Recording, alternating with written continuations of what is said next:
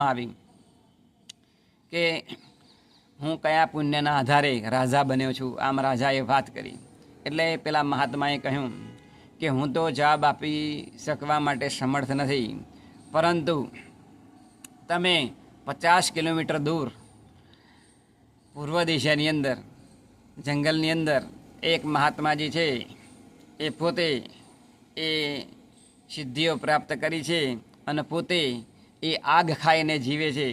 તો તમે એમને જો મળો તો એ તમારા પ્રશ્નનો ઉત્તર આપે. એટલે આ રાજા સાહેબ જે હતા એ પોતે પૂર્વ દિશાની અંદર આ મંત્રી અને આ રાજા બંને જાય છે અને જે આગ ખાઈને જીવતા હતા એ મહાત્માજીને પૂછ્યું. ત્યારે મહાત્માજીએ કહ્યું કે હું તમારા પ્રશ્નનો ઉત્તર એ આપી શકું તેમ નથી, પરંતુ તમે પૂર્વ દિશાની અંદર પાછા હજુ જાઓ જંગલની અંદર તો